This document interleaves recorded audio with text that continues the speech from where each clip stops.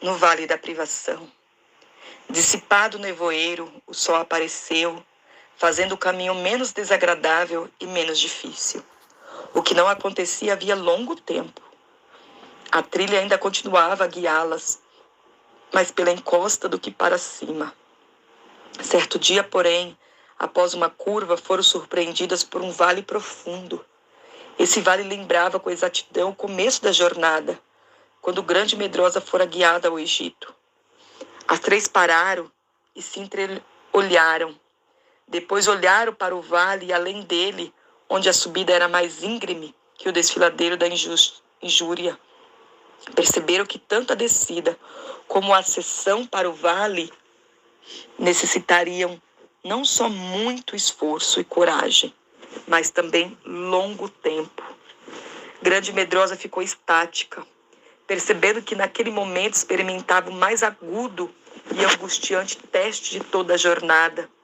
Teria de se afastar do caminho mais uma vez, e em circunstâncias nunca antes tão péssimas. Elas haviam atingido agora o ponto mais alto da jornada. Se o caminho na qual caminhavam apenas subisse, sem dúvida, alcançariam logo os limites da neve, nas proximidades dos lugares altos, onde seus inimigos não poderiam chegar e onde corriam fontes restauradoras. Em vez disso, o caminho diante delas descia na direção de um vale mais profundo que o vale da humilhação. Toda a altura conquistada mediante longa e tumultuosa jornada estava agora perdida. Teriam de começar tudo de novo, como haviam feito logo tempo atrás, em meio a grandes provas. Ao avaliar a profundidade do vale, o coração de Grande Medrosa quase parou. Pela primeira vez em toda a caminhada, o desânimo foi tão avassalador que ela quase chegou a dar razão aos parentes, segundo os quais não deveria atender à voz do pastor. Como alguém pode seguir uma pessoa tão exigente, capaz de ordenar coisas impossíveis e no final anular tudo? Se tivesse de descer ao fundo do vale, tão distante dos lugares altos, ela perderia tudo, pois não estaria mais próxima do seu objetivo do que quando partira do vale da humilhação. Durante alguns negros momentos, Grande Medrosa realmente considerou a possibilidade de deixar o pastor e voltar. Ela não precisava continuar. Não a obrigava. Com suas guias, vinha seguindo esse estranho caminho porque o pastor o havia escolhido. Não era esse, por certo, o caminho que ela escolheria. Agora ela poderia fazer sua escolha própria. Suas tristezas e sofrimentos poderiam terminar aqui. E ela planejaria sua vida como lhe aprouvesse, sem a intervenção do pastor. Durante aqueles terríveis momentos, ela parecia contemplar um abismo de horror. Uma exigência sem seguir o pastor, sem confiar nele nem amá-lo. Nada a não ser a horrível pessoa dela própria. Era como se visse o inferno. Tornada de grande desespero, Grande Medrosa deixou escapar um grito angustiante. As palavras não exprimem o horror daquele momento. Pastor! Gritou. Pastor, pastor, ajuda-me. Onde estás? Não me deixes. No mesmo instante, viu-se junto dele, tremendo da cabeça aos pés e soluçando de aflição. Tu podes fazer alguma coisa, pastor? Pede o que quiseres, mas não me permitas voltar atrás. Ó meu Senhor, não me permitas deixar-te. Não peças que eu te deixe nem deixe de seguir-te. Então, enquanto continuava a implorar, disse entre soluços: se quiseres decepcionar-me, meu Senhor, quanto à promessa dos pés da corça, de novo nome ou de outra coisa qualquer, por certo podes fazê-lo. Somente não me permitas deixar-te. Não deixe que nada me faça voltar. Este caminho parecia tão errado que eu não podia acreditar que fosse o verdadeiro. E os soluços continuavam ainda mais amargos.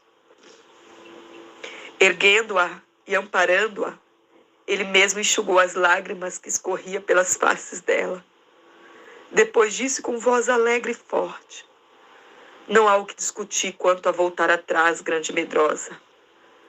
Ninguém, mesmo seu suplicante coração, pode tirá-la de minhas mãos. Não se lembra do que lhe disse antes? Esta demora não é para a morte, mas para a glória de Deus. Você não se esqueceu da lição que vem aprendendo, esqueceu? Não é menos verdade também que o que o faço não é conhecido agora, mas o será depois, prosseguiu. Minhas ovelhas ouvem a minha voz e me seguem. Este caminho é o caminho certo que deve seguir, embora lhe pareça errado. E agora lhe dou outra promessa. Seus ouvidos ouvirão uma palavra dizendo: este é o caminho, ande por ele. Quer vire à direita, quer vire à esquerda. Ele fez uma pausa. Ela, sem falar, continuava apoiada nele, grata e aliviada. Ele continuou: suportará também isso, grande medrosa? Sofrerá você mesmo a perda ou a privação de tudo quanto já ganhou nesta jornada rumo aos lugares altos? Descerá por este caminho de perdão ao vale da privação somente por ser este o caminho que escolhi? Confia em mim e ainda me ama? Ela, ainda apoiada nele, repetia de todo o coração as palavras de outra mulher, também provada havia muito tempo. Não me enche para que te deixe, e me obrigue a não seguir-te, porque aonde quer que fores, irei eu, e onde quer que pousares, ali pousarei eu. O teu povo é o meu povo, o teu Deus é o meu Deus. Após alguns segundos de silêncio, ela, gaguejando, continuou no sussurro: onde queres que morreres, morrerei eu ali, e ali serei sepultada. Ruth, capítulo 1, verso 17. Assim, depois de outro altar erigido e de outra pedra acrescentadas demais em sua mochila, grande medrosa iniciou a descida do vale da privação, ouvindo suas duas companheiras cantar suavemente: aonde foi o teu amado, ó mais formosa entre as mulheres? Saiu, tu sabes para que lado? Contigo o buscaremos. O pastor cantou os versos seguintes. Ele foi para o jardim, de canteiros perfumado, entre brios se alimenta, aguardando o nosso encontro. Quando o pastor concluiu, grande medrosa cantou as 2 últimas quadras.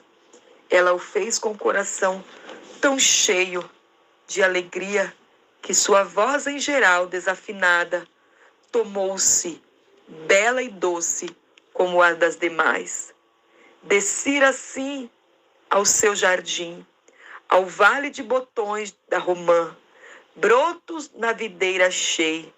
Então meu coração explode, em alegria nunca vista, veloz dispara, qual corcel, ao vê-lo ali, à minha espera. Cantares 6, do 1 ao verso 3. Dando quão escabroso lhe parecia antes o caminho, a descida foi surpreendentemente fácil. Talvez porque grande medrosa desejasse de coração alegrar o pastor. A aterradora visão de um abismo profundo que seria a existência sem ele a apavorara, ao ponto de fazê-la sentir que jamais poderia ser a mesma de novo. Tudo isso, entretanto, abriu-lhe os olhos ao fato de que havia, nas profundezas da sua alma, ardente interesse, não apenas pela promessa do pastor, mas pela pessoa dele. Todo o desejo dela era segui-lo para sempre. Embora outros sentimentos fortes pudessem agir à superfície de sua natureza, lá no fundo do seu ser, ela estava convicta do que nada poderia preencher seu coração a não ser a presença do próprio pastor. Nada mais realmente importa, disse a si mesmo, somente amá-lo e fazer-lhe a vontade. Não sei bem por que tem de ser assim, mas assim é. Sempre há sofrimento e tristeza no amor, mas apesar de tudo, é agradável amar. Se eu cessasse de amá-lo, eu cessaria de existir.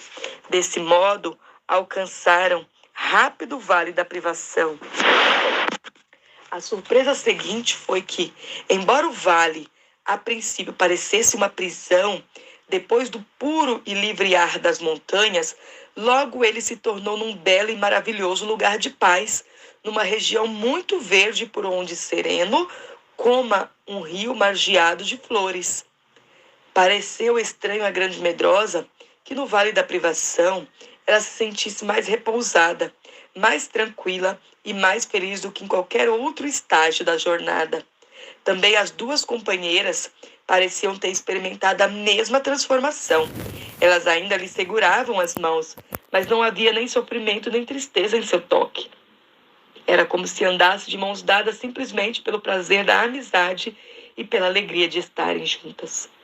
Elas também estavam sempre cantando, às vezes numa linguagem diferente da que aprendera com elas, Grande Medrosa. Mas quando esta lhe perguntava o significado, elas simplesmente sorriam e meneavam a cabeça. Aqui está uma das muitas canções cantadas pelos três ao descerem o Vale da Privação, um cântico do velho e tão querido Inário. Pertenço a quem é meu, homem bem amado. É este seu desejo, que em mim brilhe sua beleza, em veste resplandente, mas isso ele fará quando meu ser inteiro for no fogo refinado. Ó, vem, amado meu, vamos ao campo. O campo nos espera. As árvores de frutos prediletos, por tua hábeis mãos serão podadas. Darão frutos mais ricos outro tanto. Mandrágoras de odor tão delicado. As vinhas já em flor, as árvores de cores se recobrem.